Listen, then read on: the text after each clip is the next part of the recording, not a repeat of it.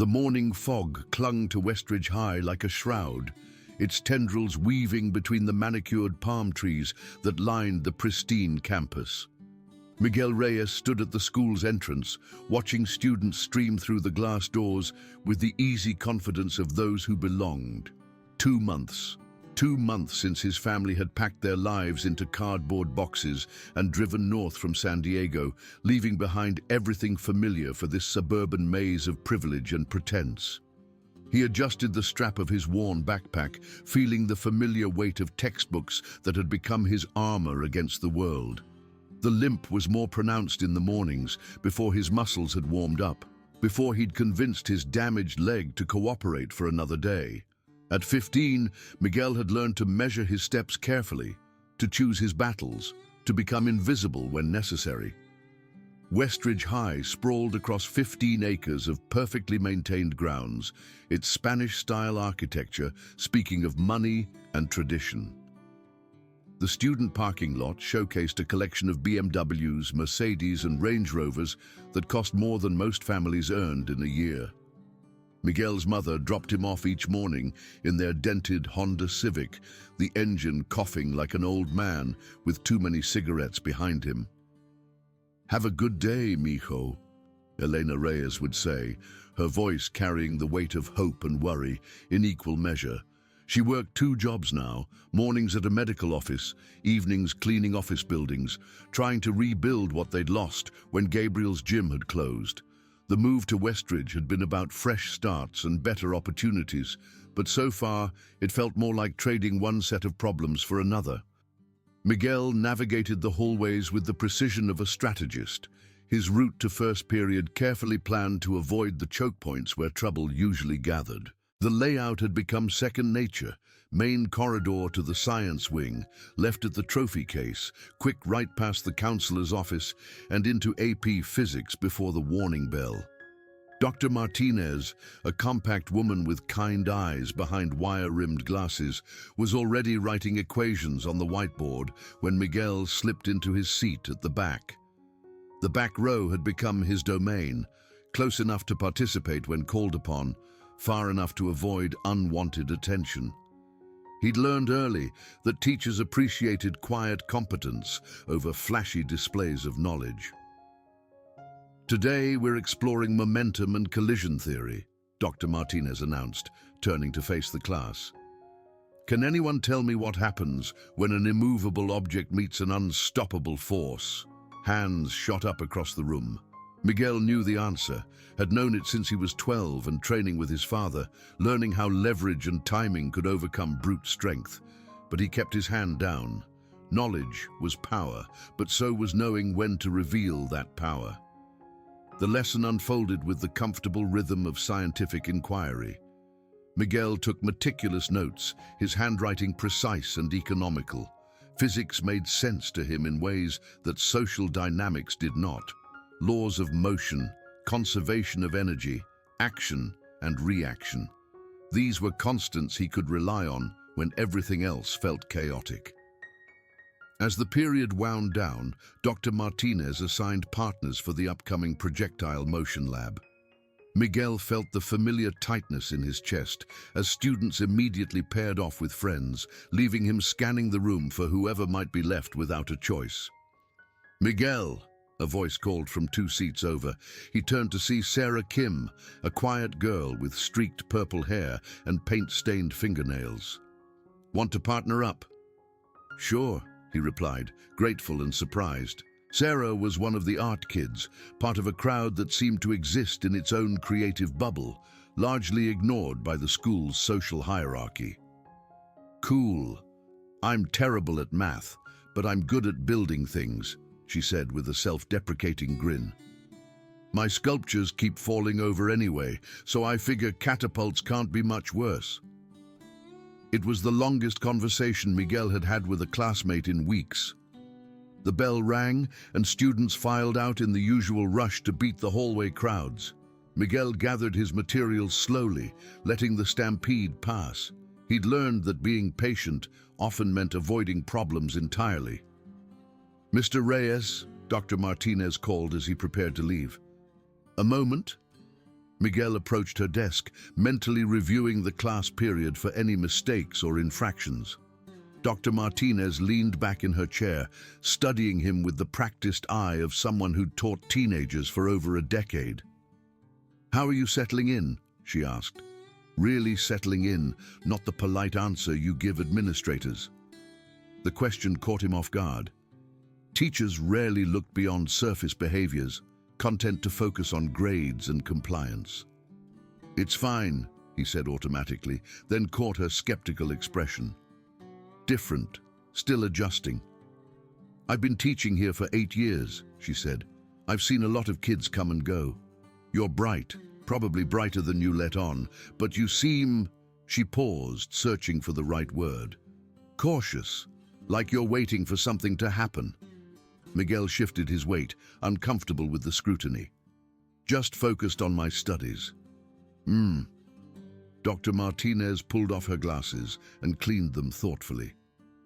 "You know, I sponsor the academic decathlon team. We meet Tuesdays and Thursdays after school. Physics is always a strong category for us. You might enjoy it." The offer was genuine, Miguel could tell, but it also felt dangerous. Activities meant visibility, and visibility meant exposure to the attention he'd worked so hard to avoid. "I'll think about it," he said, which they both knew meant no.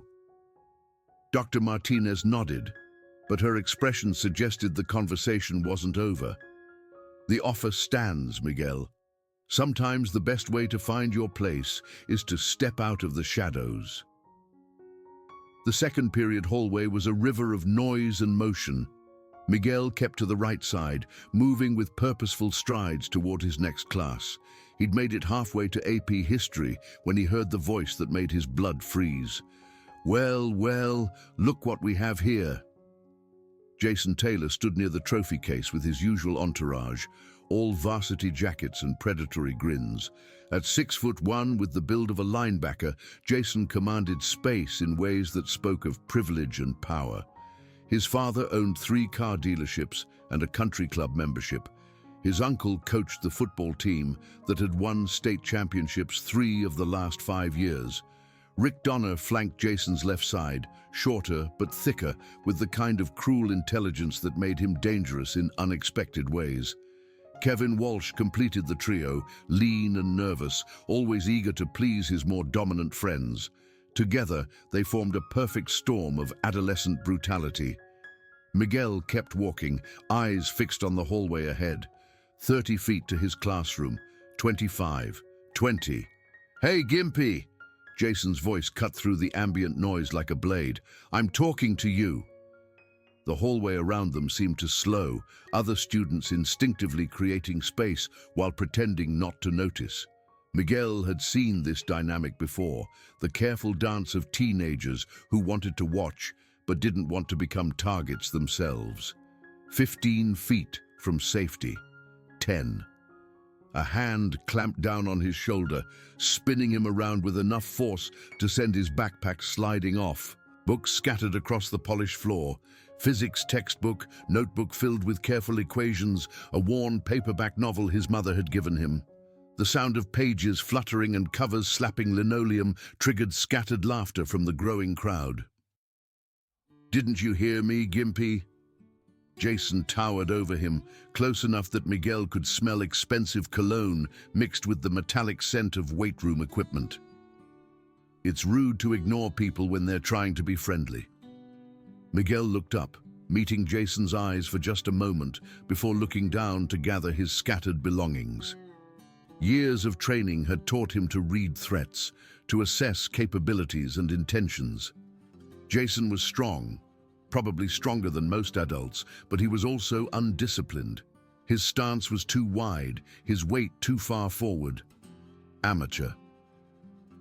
"I have class," Miguel said quietly, reaching for his physics book. Rick stepped forward and kicked the textbook further down the hall, the heavy volume sliding 10 feet before spinning to a stop. More laughter rippled through the gathered students. "Oh, he has class," Kevin mocked in a falsetto voice. "Did you hear that? The freak has class." Miguel felt the familiar heat of humiliation creep up his neck, but underneath it was something colder, more controlled. He stood slowly, deliberately, keeping his movements non-threatening while mentally cataloguing distances and angles. "Please," he said, his voice steady despite the adrenaline beginning to flood his system. "I just want to go to class." Jason's smile was all teeth and malice. "See, that's your problem, Gimpy. You think you're better than the rest of us, walking around here all quiet and mysterious, like you've got secrets." He leaned closer, his voice dropping to a whisper meant to carry. "But I know what you are. You're just another broke transfer student whose daddy couldn't cut it wherever you came from." The words hit harder than Miguel expected, not because they were particularly creative, but because they contained just enough truth to sting.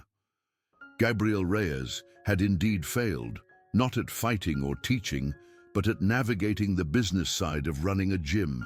Bills and insurance and lawyers had accomplished what no opponent in the ring ever could. "Leave him alone."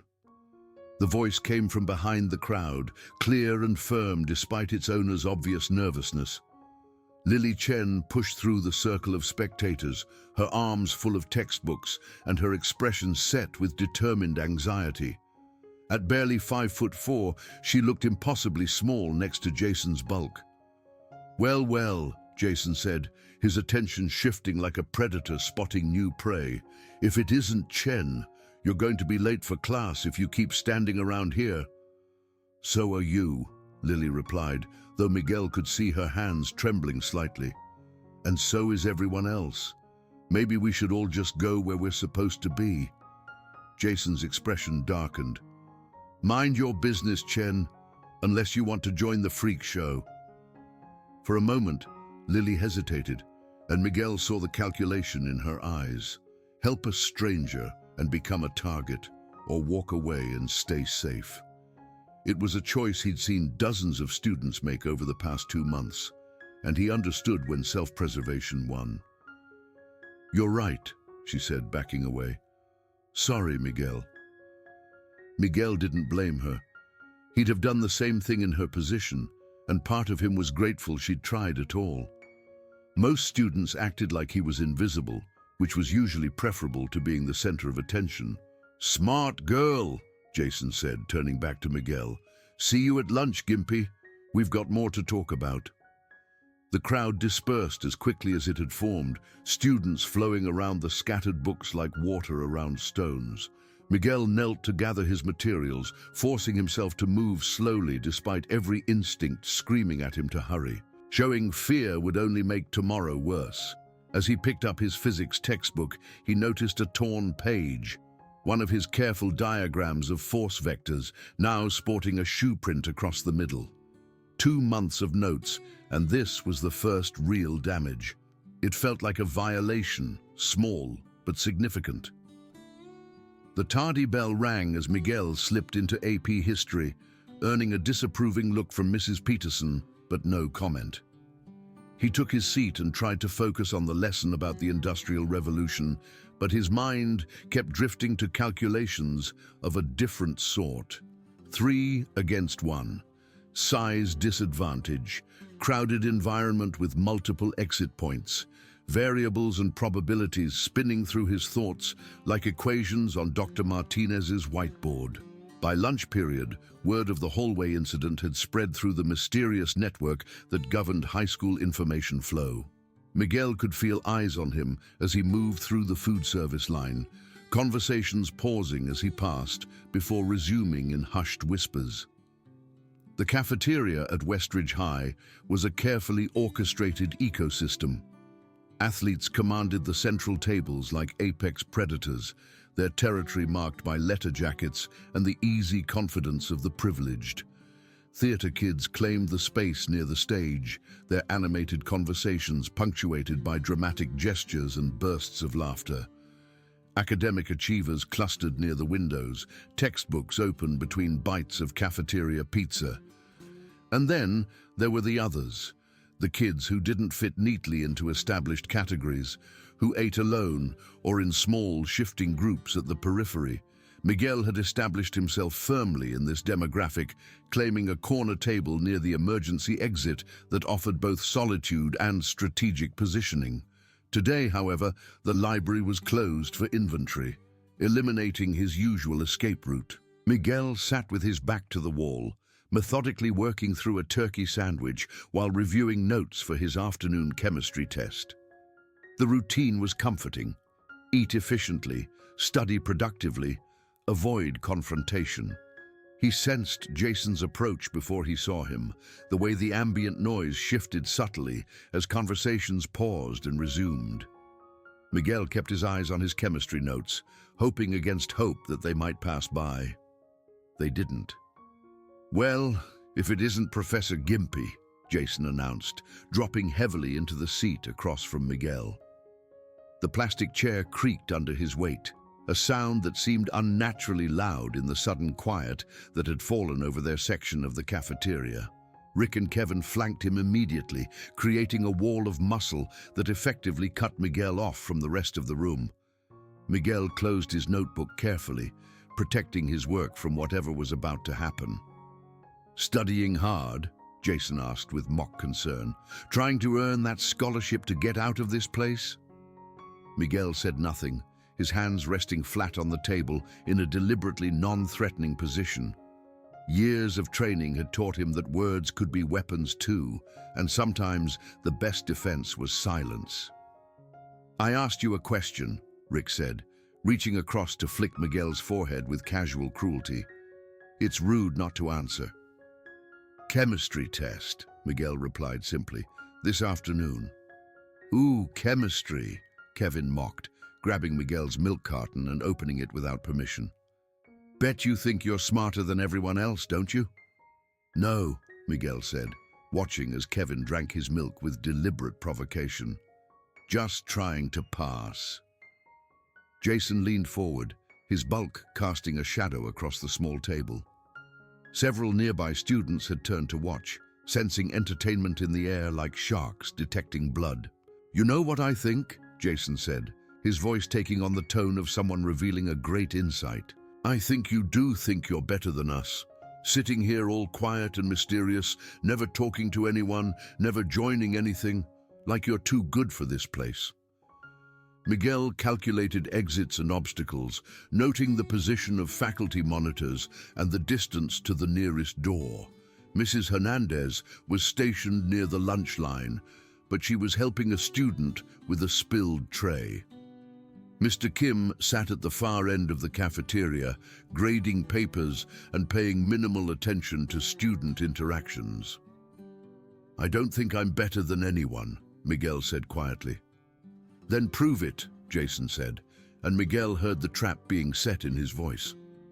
Jason pointed to a table 2 spots over, where a freshman girl sat alone, reading a book while eating a salad. She was small and serious-looking, with thick glasses and the kind of intense focus that marked her as someone who used academics as armor against the social battlefield of high school. "Go ask her out," Jason continued, his smile widening. "Right now, loud enough for everyone to hear." The cruelty was surgical in its precision. Public humiliation for Miguel, unwanted attention for the innocent girl who would become collateral damage in Jason's entertainment. Miguel felt something cold settle in his stomach as he recognized the perfect lose-lose scenario. "No," he said firmly. Jason's eyebrows shot up in exaggerated surprise. "No? Did Gimpy just tell me no?" "I'm not doing that to her," Miguel said, his voice steady despite the adrenaline beginning to flood his system. "Find some other way to entertain yourselves." For a moment, genuine surprise flickered across Jason's face, quickly replaced by something harder and more dangerous. In the 2 months Miguel had been at Westridge, no one had openly defied Jason's social authority. Students complied, laughed at his jokes, or found ways to avoid him entirely. Direct refusal was uncharted territory. "Oh, you're definitely doing it," Jason said, his voice dropping to a threatening whisper. "Unless you want us to tell everyone about how you were crying in the bathroom last week." It was a lie, but Miguel had seen this tactic work before. Create a humiliating story, spread it through the school's gossip network, and watch the target scramble to prove it false. The more you denied it, the more people believed it. The game was rigged from the start. "Make something up if you want," Miguel said, gathering his notebook with deliberate care. "I'm not bothering someone else to amuse you." The words hung in the air like a challenge. Around them, the cafeteria noise had dimmed as more students turned to watch the confrontation unfold. Miguel could feel the weight of dozens of eyes, all waiting to see what would happen when someone finally stood up to Jason Taylor's crew. What happened next occurred with the sudden violence of a car accident.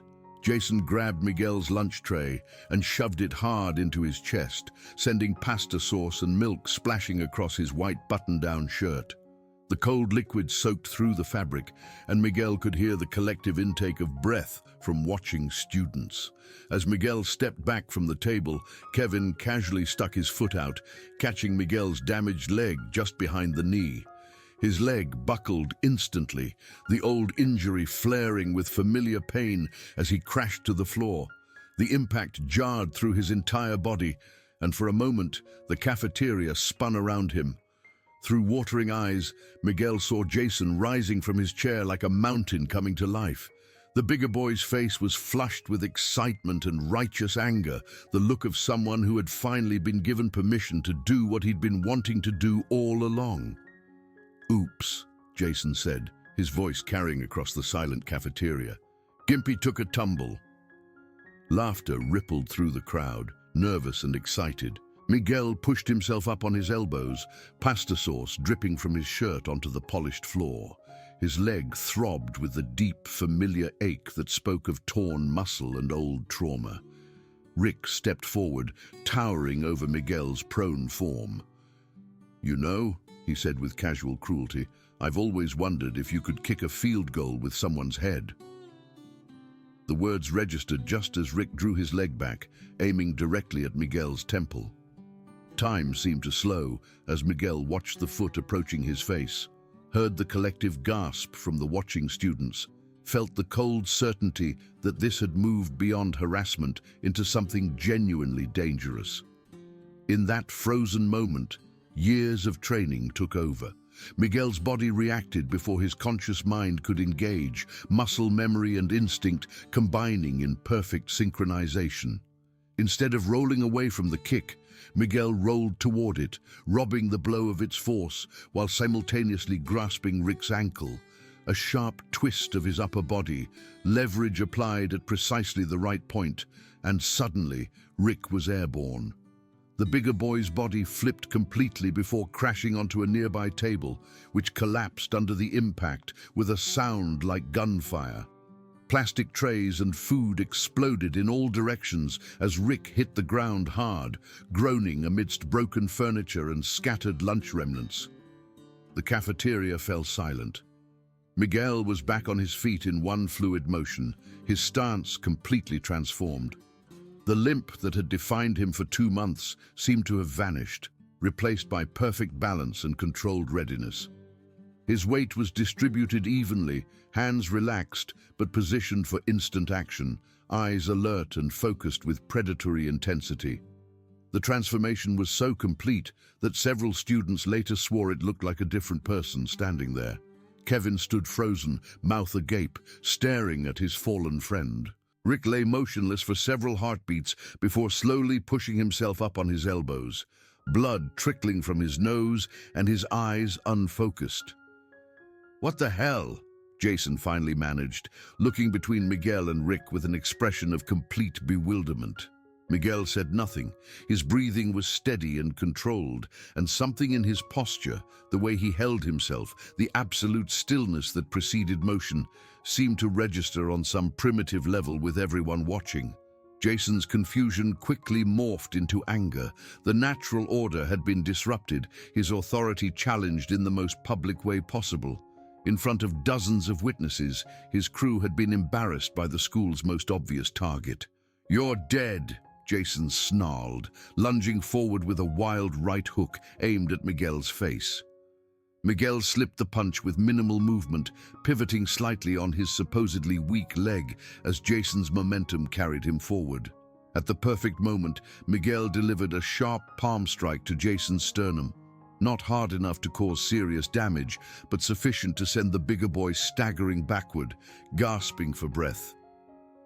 "Don't," Miguel said quietly, the single word carrying across the silent cafeteria with absolute authority.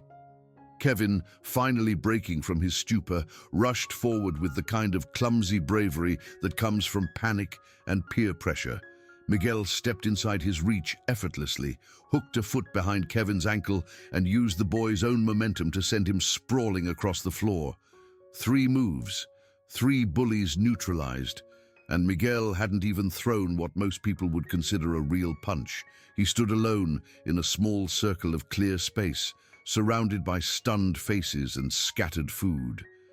The transformation was complete, from victim to something else entirely, something that spoke of training and discipline and capabilities hidden beneath the surface. Teachers were pushing through the gathered crowd now, drawn by the commotion and the unnatural silence that had fallen over the cafeteria. Miguel's momentary satisfaction quickly faded as he saw Principal Wagner and Vice Principal Donovan shouldering their way through the ring of students. Reality crashed back down on him like a physical weight. He had broken his promise. He had fought outside the ring, exactly what his father had warned him never to do. The consequences would be swift and severe, and there would be no explaining this away. As the adults reached the center of the disturbance, Miguel straightened up, relaxed his stance, and resigned himself to whatever would come next. The taste of victory was already turning bitter in his mouth, overwhelmed by the certainty that his father was going to be so disappointed. The aftermath unfolded with bureaucratic efficiency. EMTs were called to check on Rick, who was diagnosed with a mild concussion and possible fractured ribs. Jason and Kevin were taken to the nurse's office for evaluation, though their injuries were minor. Miguel sat in the hallway outside Principal Wagner's office, his shirt still stained with pasta sauce, waiting for his father to arrive. Gabriel Reyes appeared 90 minutes later, his expression unreadable as he approached his son. They exchanged only a few words before Gabriel disappeared into the principal's office, leaving Miguel alone with his thoughts and the uncomfortable plastic chair that had become his temporary prison. The voices from inside the office occasionally rose enough for Miguel to catch fragments. Clear case of self-defense, 3 against 1, zero tolerance policy, extenuating circumstances. Miguel closed his eyes and tried to prepare himself for his father's disappointment, for the conversation they would have to have about promises broken and trust betrayed. Part 2. The Reckoning. The fluorescent lights in Principal Wagner's office buzzed with the persistence of angry wasps, casting harsh shadows across the collection of adults who had gathered to determine Miguel's fate. Principal Wagner sat behind her imposing oak desk, flanked by Vice Principal Donovan and the school counselor Ms. Patel. Gabriel Reyes occupied the chair directly across from the principal, his posture relaxed but alert in the way of someone accustomed to confrontation. Miguel had been sitting in the hallway for over 3 hours now, listening to the rise and fall of voices through the heavy door. His shirt had dried into a stiff, uncomfortable shell, the pasta sauce leaving brown stains that would never fully come out. The metaphor wasn't lost on him. Some things changed you permanently, whether you wanted them to or not. The office door finally opened, and Principal Wagner gestured for him to enter. "Inside, Mr. Reyes." The room felt smaller with 5 adults crammed into it, the air thick with tension and the competing sense of coffee and administrative stress. Miguel took the remaining chair next to his father, noting the way Gabriel's jaw was set in the particular way that meant he was exercising significant self-control. "We've been discussing your situation," Principal Wagner began, her voice carrying the weight of institutional authority. She was a severe woman in her 50s, with steel grey hair pulled back in a bun so tight it seemed to stretch her features. Her reputation for fairness was matched only by her reputation for inflexibility when it came to school policy. "This is a complicated case," Mr. Donovan continued, tapping a manila folder thick with statements and documentation. "We have 17 student witnesses who've provided written accounts of what happened. Additionally, we have footage from the cafeteria security cameras." Miguel's stomach dropped. He'd forgotten about the cameras, too focused on the immediate aftermath to consider how the incident would look from multiple angles. "The accounts are remarkably consistent," Mr. Donovan continued, pulling several sheets from the folder. "Multiple witnesses confirm that you were approached at your table by Mr. Taylor and his associates. Multiple witnesses confirm that Mr. Taylor initiated physical contact by shoving your lunch tray into your chest.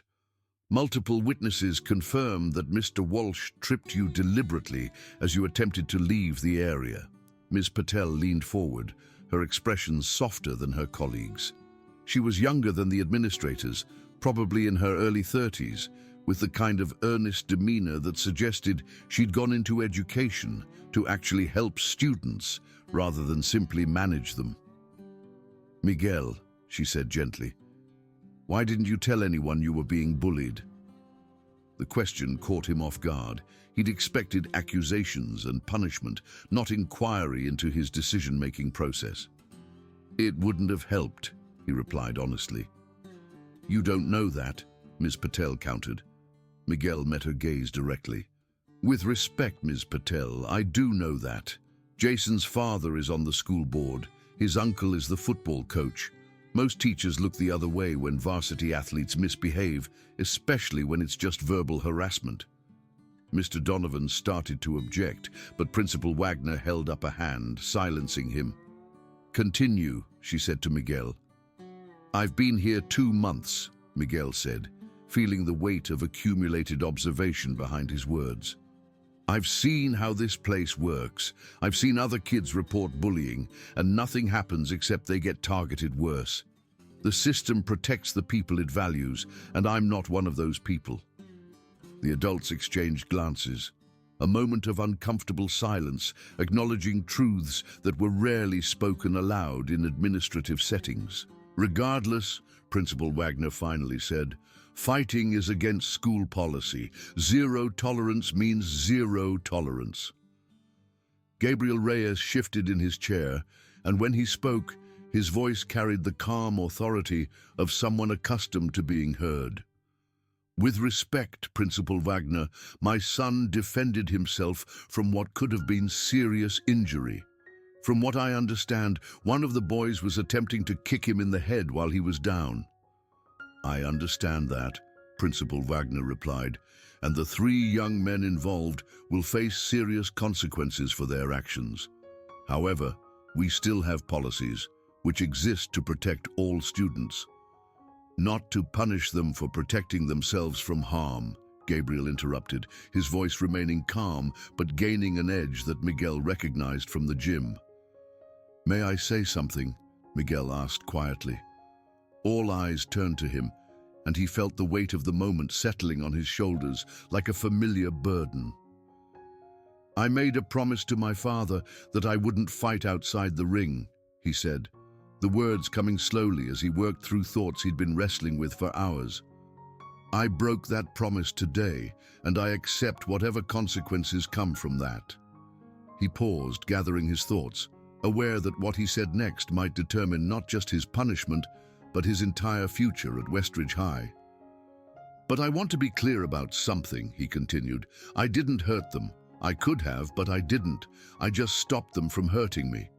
There's a difference." Ms. Patel studied him with new interest. "You train in martial arts?" "Yes, ma'am, since I was 4. "Which explains," Mr. Donovan murmured, consulting his notes, "how a boy with an apparent physical disability managed to incapacitate 3 larger students without throwing what most would consider a punch." The words hung in the air, acknowledging the obvious questions that the incident had raised. Miguel's limp had been so pronounced, his apparent vulnerability so complete, that his sudden display of capability had shocked even the adults who'd reviewed the security footage. Principal Wagner tapped her pen against the desk in a rhythm that spoke of difficult decisions being made. "Here's what's going to happen," she finally said.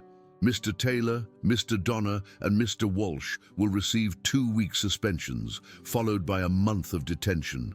They'll be removed from all extracurricular activities for the remainder of the semester, including sports." Miguel felt a moment of surprise at the severity of the punishment. In his experience, athletes usually received lighter consequences, their value to the school's reputation providing a buffer against serious discipline. "You," Principal Wagner continued, turning to Miguel, "will serve 3 days of in-school suspension starting tomorrow. Not for defending yourself, but for not reporting the ongoing harassment that led to this incident. Additionally, you'll attend weekly meetings with Ms. Patel for the next month." Miguel nodded. It was more lenient than he'd expected, but he could live with it. "There's one more thing," Principal Wagner said, and Miguel caught a slight smile tugging at the corner of her mouth. "Mr. Reyes has made an interesting proposal that may benefit our entire school community." Miguel looked at his father questioningly. Gabriel's expression had shifted from controlled tension to something approaching satisfaction. "I've offered to run a 6-week self-defense workshop for students and faculty," Gabriel explained. "Focus on awareness, de-escalation, and only as a last resort, physical self-defense. Principal Wagner has agreed to make it an official school program." "And you," Principal Wagner added, looking directly at Miguel, "will assist your father in this program. Consider it community service." Miguel blinked in surprise. "Me?"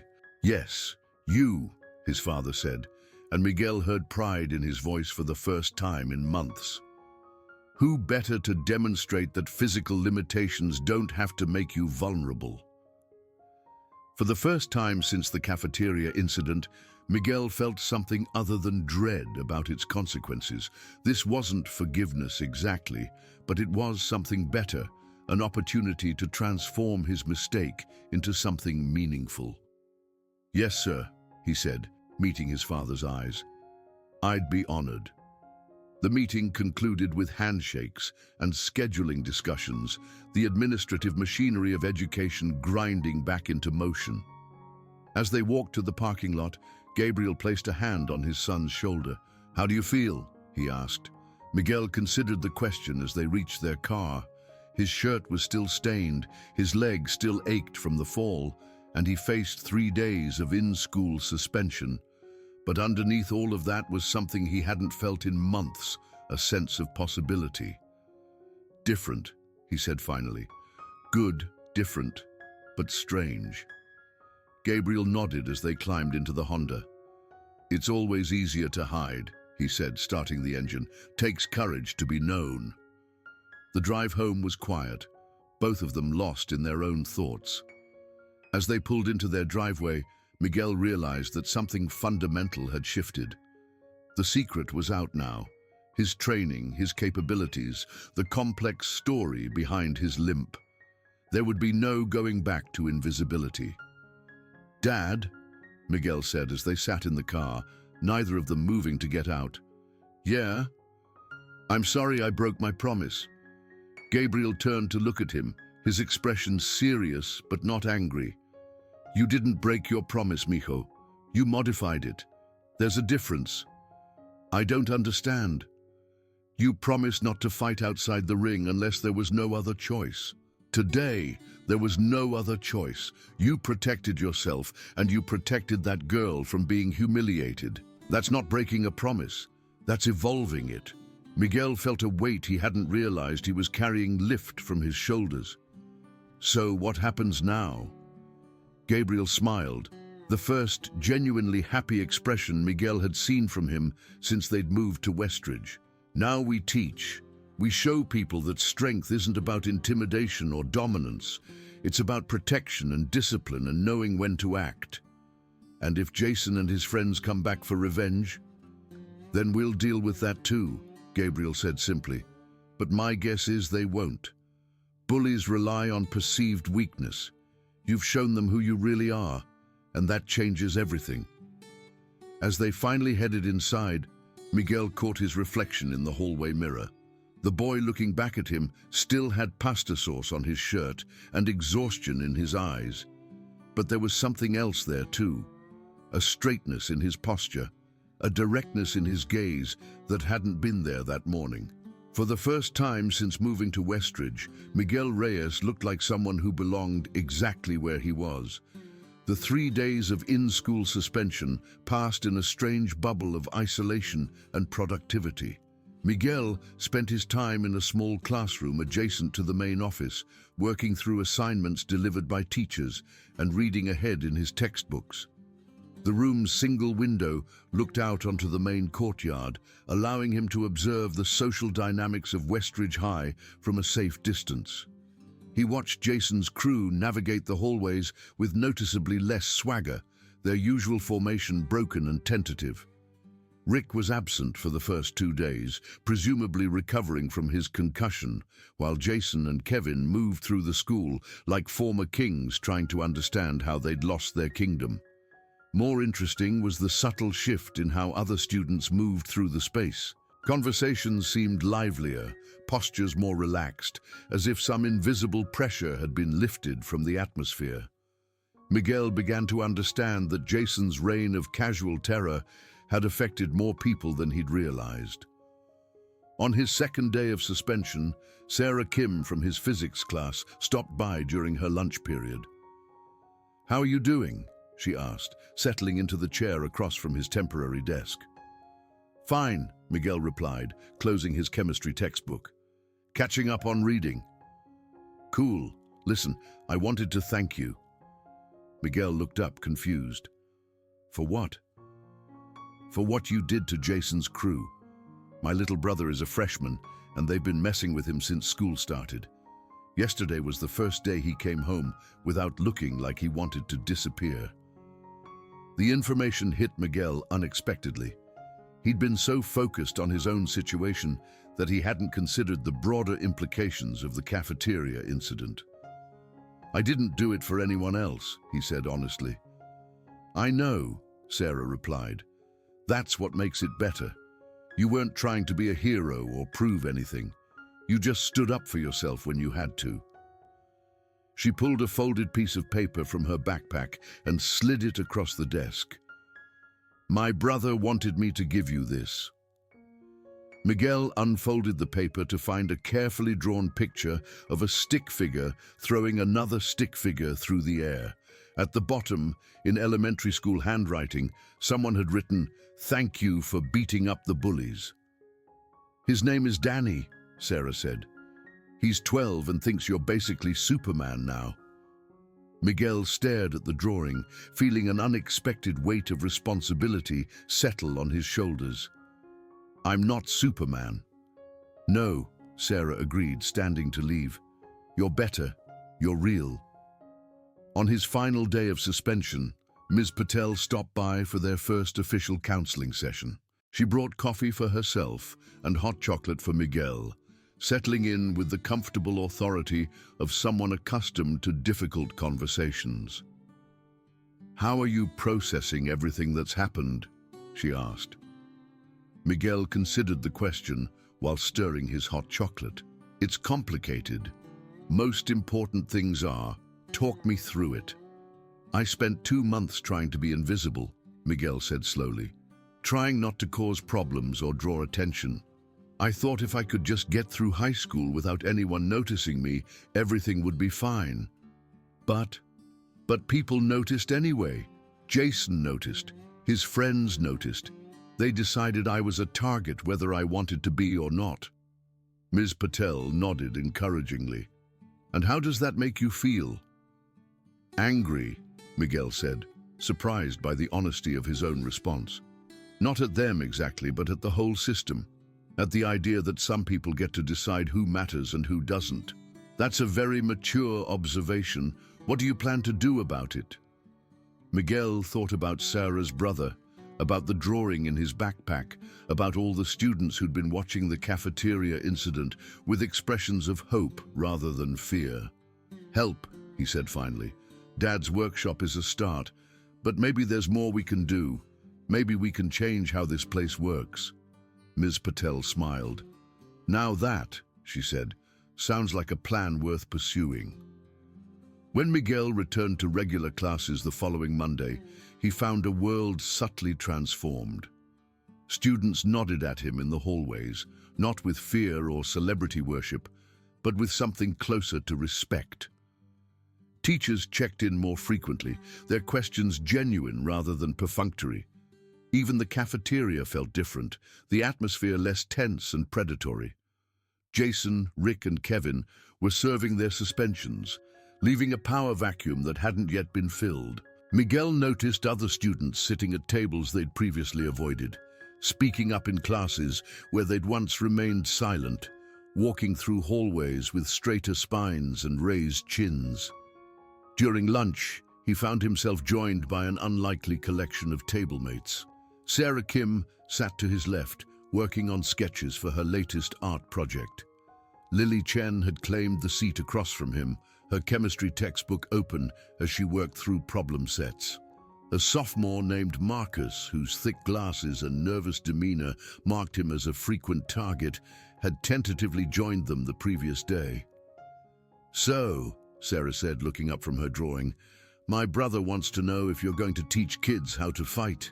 "Not how to fight," Miguel replied, taking a bite of his sandwich. "How to not fight, mostly. How to avoid situations, how to de-escalate, how to get help. But also how to fight if you have to," Marcus added hopefully.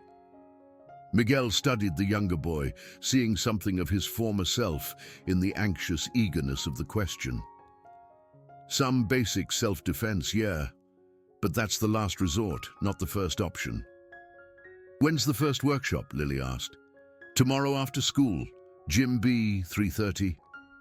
"Cool, I'll be there." Miguel looked around the table at these unlikely companions. The artist, the academic, the nervous sophomore who'd found courage enough to sit with them. 2 weeks ago, none of them would have spoken to each other. Now they formed a small community, united by something as simple as the right to eat lunch in peace. "You know what's weird?" Sarah said, returning to her sketch. "This place actually feels like a school now instead of a prison." Miguel understood what she meant. Fear had been the default currency of Westridge High for so long that its absence felt strange and liberating. Students moved differently, spoke differently, existed differently when they weren't constantly calculating threats and escape routes. The first self-defense workshop drew 47 students and 6 faculty members to Gym B on Tuesday afternoon. Miguel stood next to his father, surveying the diverse crowd that had gathered on the polished wooden floor.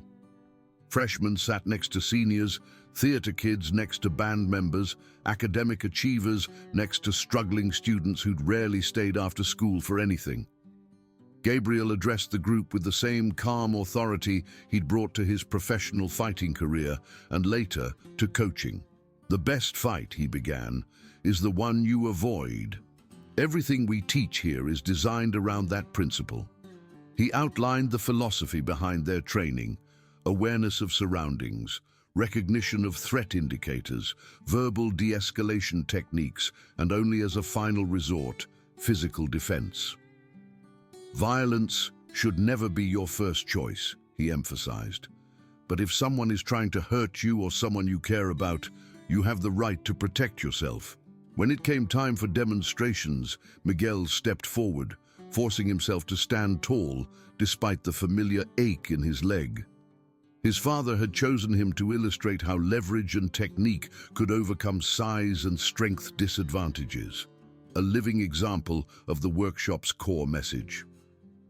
"My son will demonstrate how someone with physical limitations can still defend themselves effectively," Gabriel announced. "Miguel, could you show us the basic stance?" Miguel moved into the ready position he'd known since childhood, weight balanced, hands relaxed but prepared, eyes alert but not aggressive. A murmur ran through the gathered students as they saw the transformation from limping teenager to poised fighter. For the next hour, Miguel moved through techniques he'd learned at his father's gym, explaining each movement as he demonstrated. How to break a wrist grab, how to create distance from an aggressor, how to fall safely if pushed, how to use an attacker's momentum against them. With each explanation, he saw understanding dawn on previously uncertain faces. These weren't techniques for hurting people, but tools for protecting yourself and others. The distinction was crucial, and Miguel found himself emphasizing it repeatedly. Near the end of the session, Gabriel called for a volunteer to demonstrate a simple hold that Miguel would then escape from. Hands shot up across the gym, but Gabriel pointed to Lily Chen. "Miss Chen, would you assist us?" Lily stepped forward, nervous but game. Following Gabriel's instructions, she grabbed Miguel's wrist with both hands, planting her feet as directed. "Now," Gabriel addressed the group, "my son will demonstrate how to break this hold using minimal force and maximum efficiency." Miguel met Lily's eyes, giving her a reassuring nod before moving through the escape technique in slow motion. He explained each step, emphasizing how the movement relied on leverage rather than strength, technique rather than power.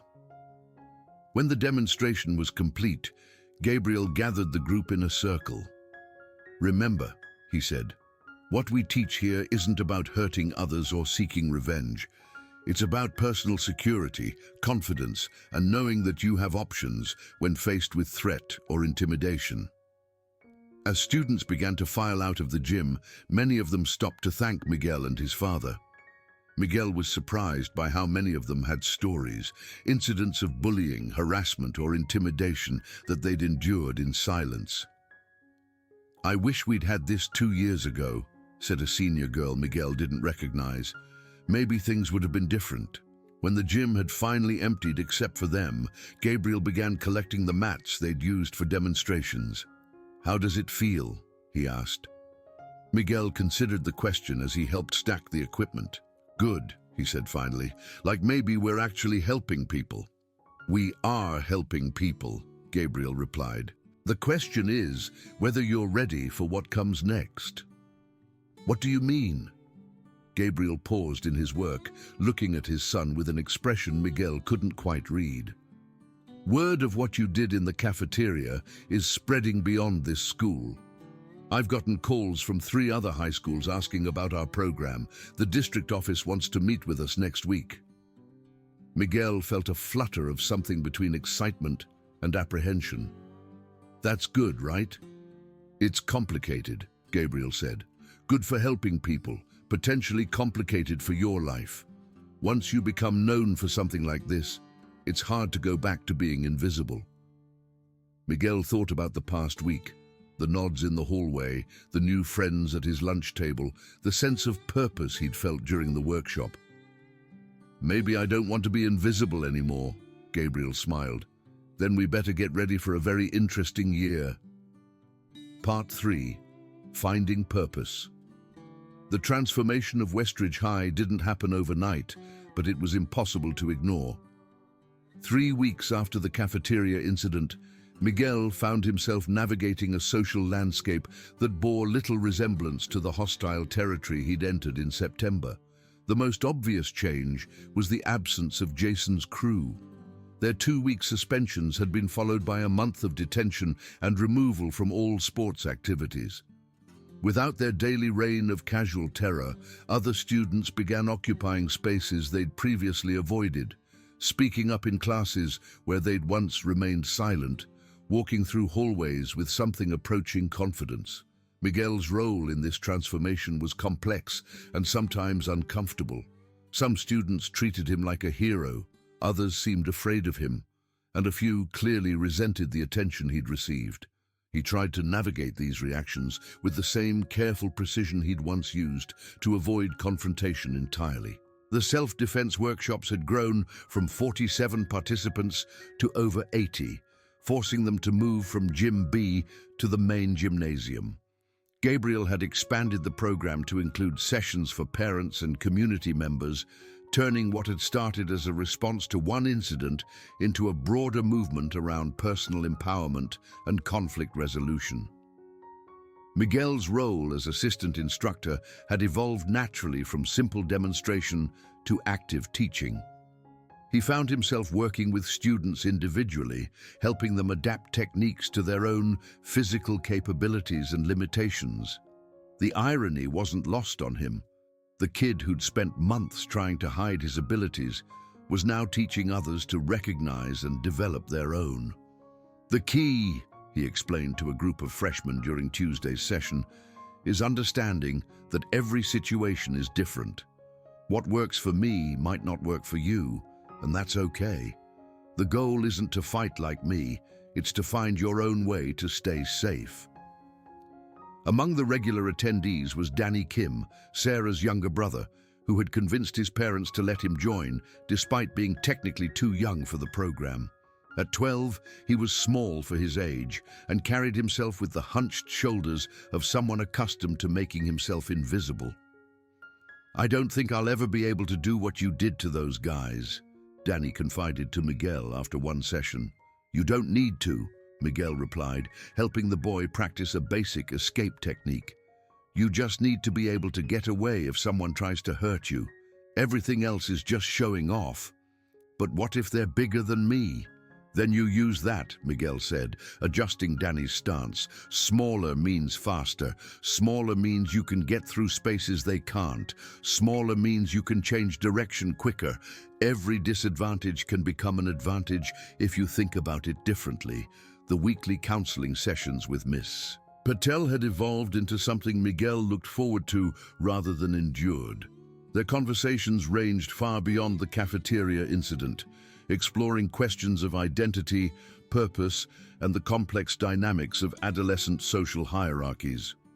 "How do you feel about being seen as a role model?" she asked during their fourth session. Miguel shifted in his chair, still uncomfortable with the label. "Weird. I'm not trying to be anyone's role model. I'm just trying to help people not get picked on. Those aren't mutually exclusive," Ms. Patel pointed out. "Sometimes being a role model means doing the right thing without thinking about whether anyone's watching. But what if I mess up? What if I make a mistake and let people down?" "Then you'll be human," she said simply. "Perfect role models are useless because nobody can actually aspire to be perfect. Real role models are people who try to do the right thing and keep trying even when they make mistakes."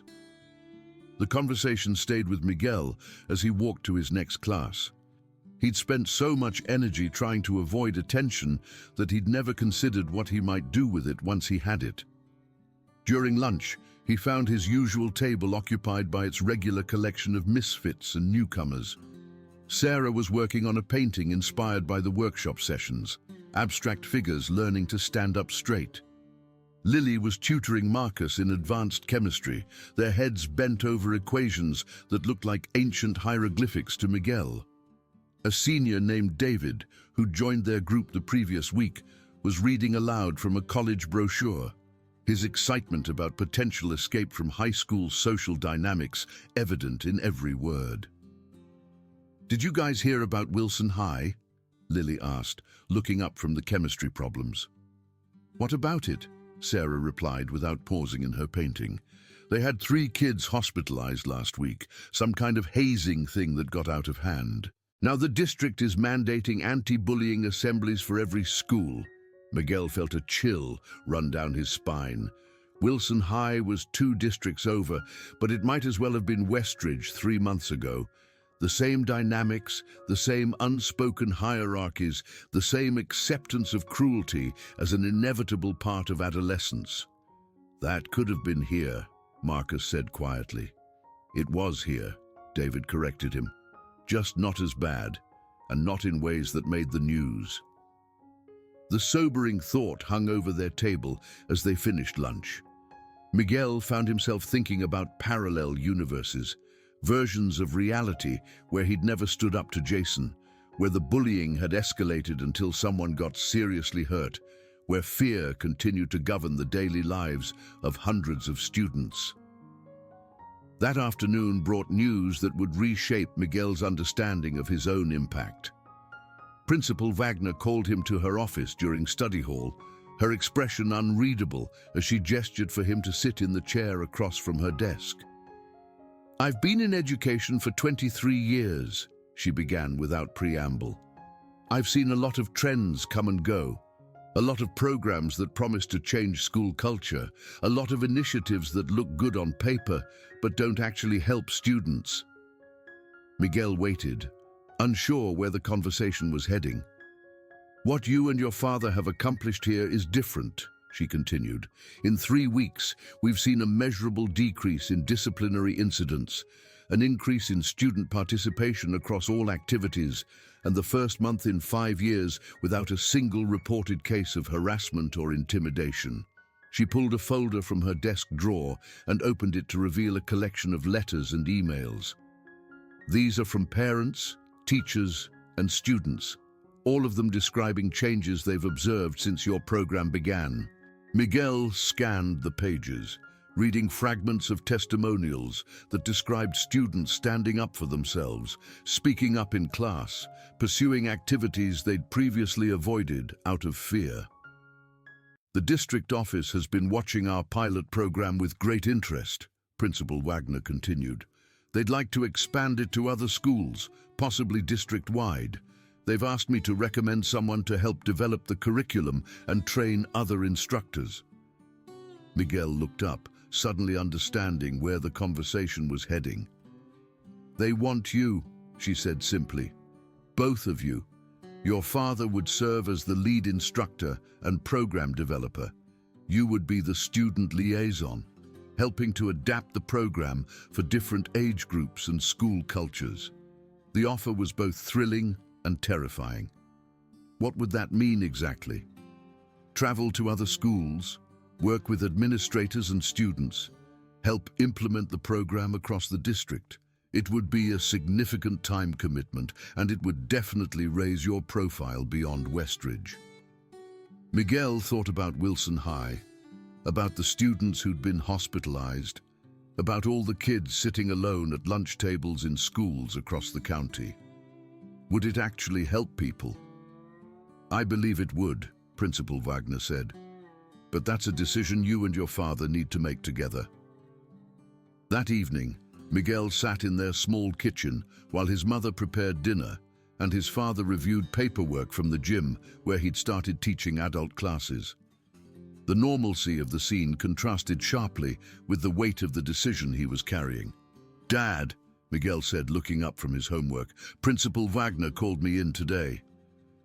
Gabriel looked up from his papers, immediately alert. "Everything okay?" "Yeah, more than okay, actually." Miguel explained the district's offer, watching his father's expression shift from concern to surprise to thoughtful consideration. "What do you think?" Gabriel asked when Miguel had finished. "I think it could help a lot of people," Miguel said slowly, "but I also think it would change everything for us. No more being invisible, no more quiet life." Elena Reyes paused in her cooking, listening intently to a conversation that would affect their entire family. "Is that what you want?" Gabriel asked. "A quiet life?" Miguel thought about the question for a long moment. 3 months ago, the answer would have been an immediate yes. All he'd wanted was to survive high school without being noticed, to keep his head down and avoid trouble until he could escape to college and start over somewhere else. But that was before the cafeteria incident, before the workshops, before discovering that helping others gave him a sense of purpose he'd never experienced.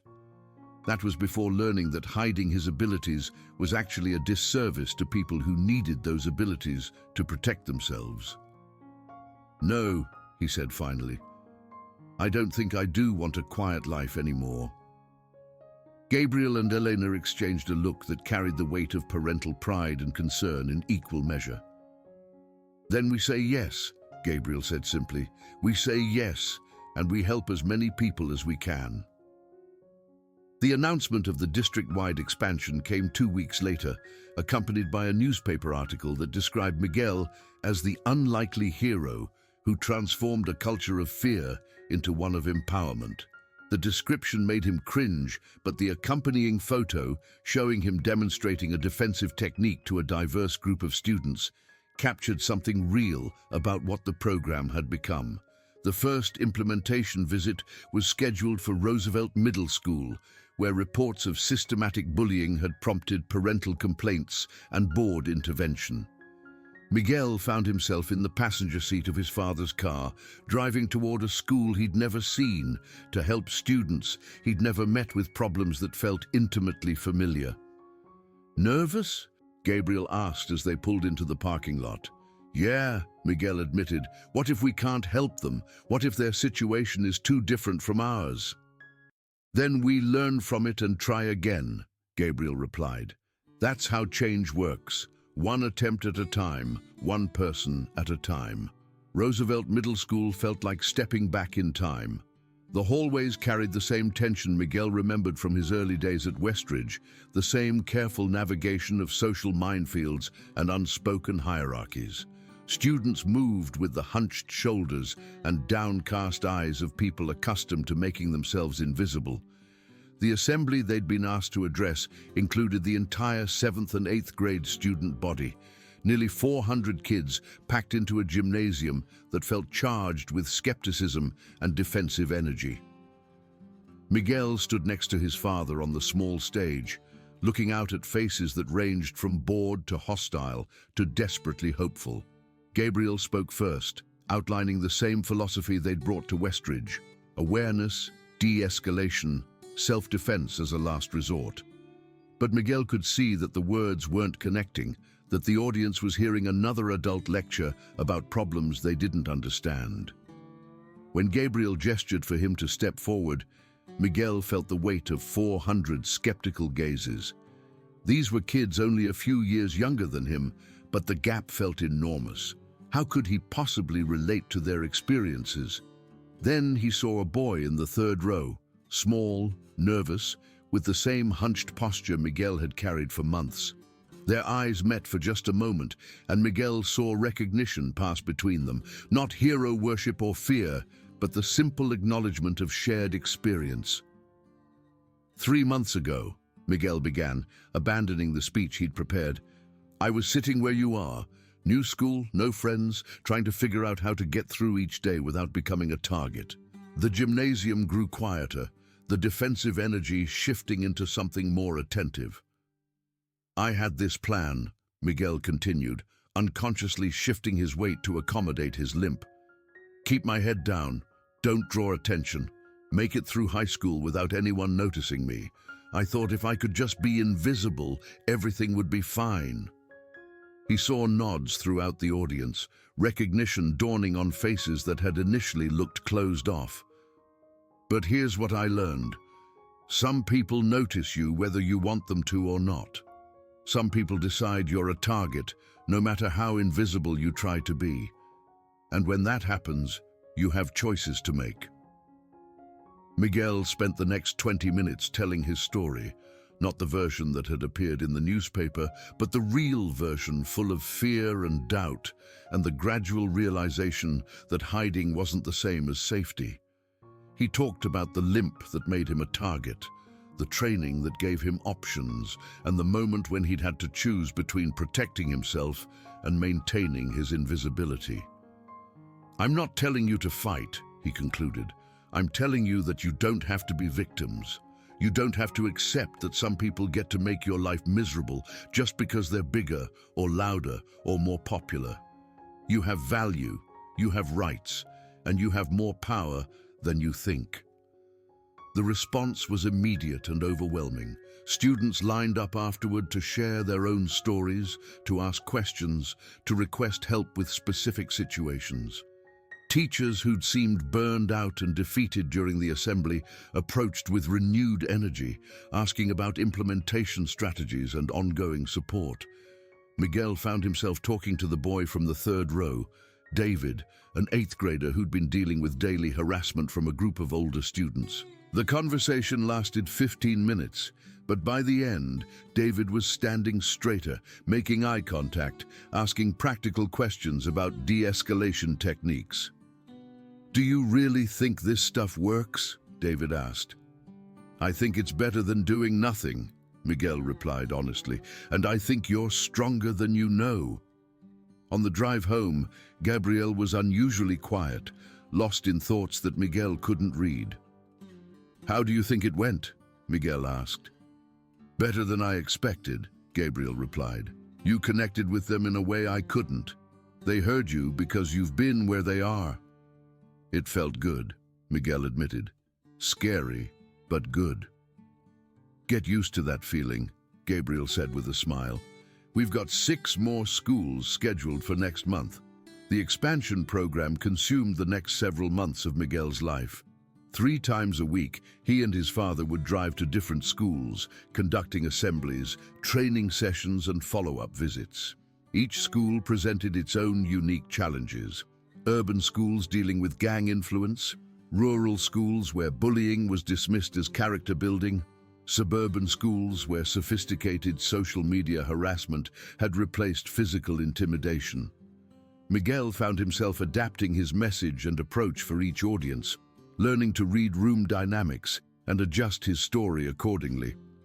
The shy kid who'd once hidden in the back of classrooms was becoming a confident public speaker, though the irony wasn't lost on him.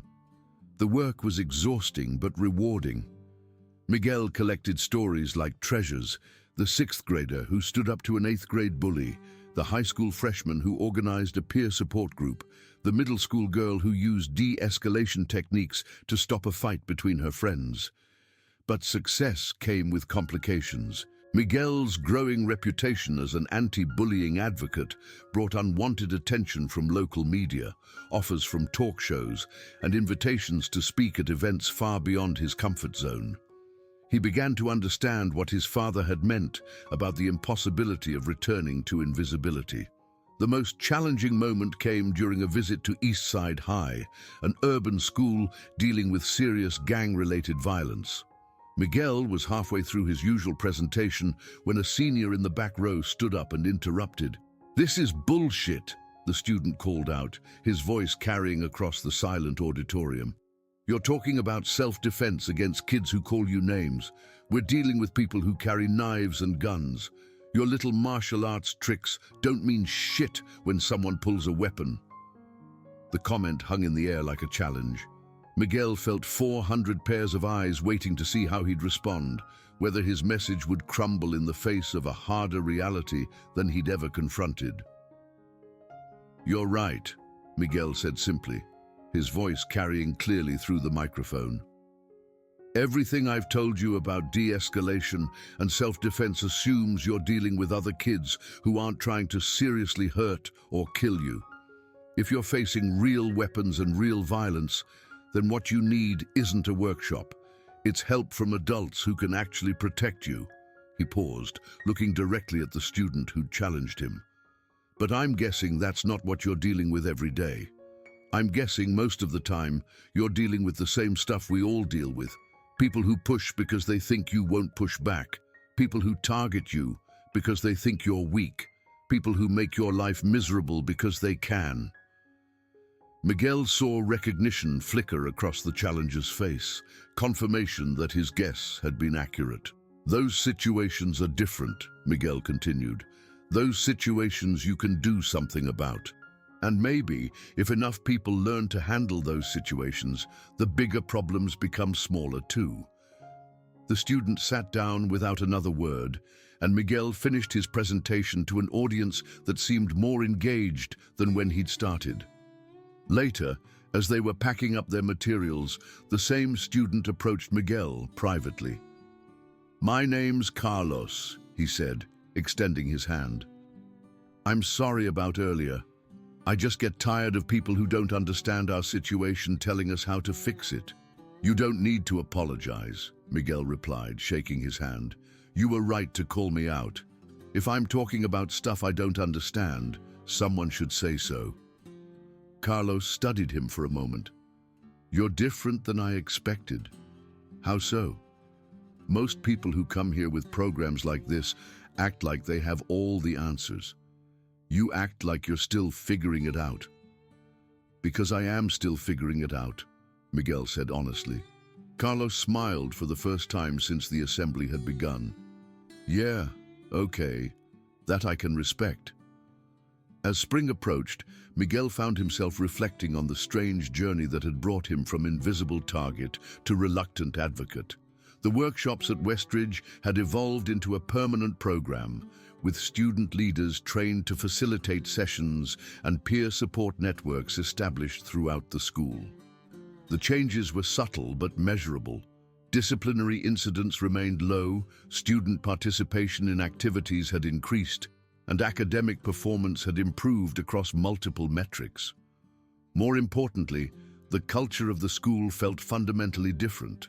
More inclusive, less hierarchical, more focused on collective well-being than individual dominance. Miguel's own transformation was just as dramatic. The boy who'd limped through hallways trying to avoid notice had become someone students sought out for advice, someone teachers consulted about program development, someone administrators relied on to help solve complex social problems. But perhaps the most significant change was internal. Miguel no longer thought of his limp as a weakness or his training as something to hide. They were simply parts of who he was, tools to be used when appropriate, stories to be shared when helpful, aspects of a complex identity that included both vulnerability and strength. The final workshop of the school year drew the largest crowd yet. Over 100 students, 20 faculty members, and a handful of parents who'd heard about the program through their children. Miguel stood before the assembled group, no longer the nervous assistant following his father's lead, but a confident co-facilitator with his own teaching style and philosophy. When we started this program, he began, I thought we were just teaching people how to defend themselves.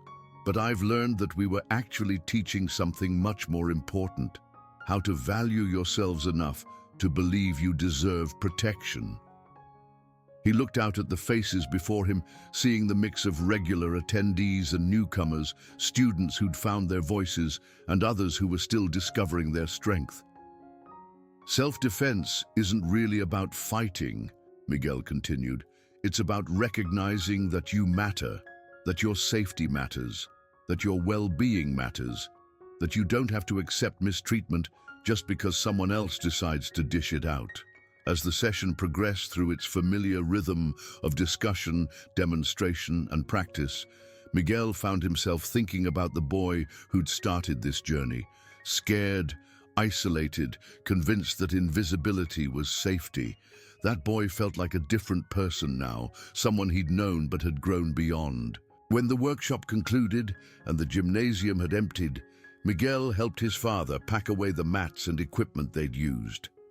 The routine had become as familiar as breathing, but tonight it felt ceremonial, the end of one chapter and the beginning of something new. How do you feel? Gabriel asked, echoing the question he'd posed after that first confrontation with Jason's crew. Miguel considered the question as they loaded the last of the equipment into their car. How did he feel? Tired but energized, proud but humble. Changed, but somehow more himself than he'd ever been. Ready, he said finally. Ready for what? Miguel looked back at Westridge High, its familiar silhouette outlined against the evening sky. Tomorrow he would walk those hallways not as a victim or a hero, but simply as someone who belonged exactly where he was. Ready for whatever comes next, he said. As they drove home, Miguel's phone buzzed with a text from Sarah Kim. College orientation packet came today. Can't wait to start over somewhere new. Thanks for showing us all how to stand up straight. Miguel smiled and put his phone away. Standing up straight. It was such a simple thing, but it changed everything. How you saw yourself, how others saw you, how you moved through the world with confidence instead of fear. The transformation of Westridge High had been gradual and sometimes imperceptible, but it was undeniable. Students walked taller, spoke louder, stood up for each other and themselves. Teachers engaged more actively with the social dynamics of their classrooms. Administrators addressed problems proactively rather than reactively. But the real measure of success wasn't in statistics or testimonials. It was in moments like Danny Kim approaching a group of older students to ask if he could join their pickup basketball game, or Marcus raising his hand in chemistry class despite his fear of being wrong, or Lily organizing a study group that brought together students from completely different social circles. Miguel Reyes had started the school year as a victim, spent months as an invisible survivor, and ended it as an unlikely catalyst for positive change. The journey had taught him that strength wasn't about the ability to hurt others, but about the courage to protect yourself and others when protection was needed. As their car pulled into the driveway, Miguel caught sight of himself in the passenger side mirror. The face looking back at him was older, more confident, marked by experiences that had shaped him in fundamental ways. The limp that had once defined him was now simply part of a larger story about resilience, adaptation, and the complex relationship between vulnerability and strength. Tomorrow would bring new challenges, new schools to visit, new students to help. But tonight, Miguel Reyes was exactly where he belonged, not invisible, not invincible, but visible and valuable and ready for whatever came next. The fighter within had found his purpose, and it wasn't about fighting at all.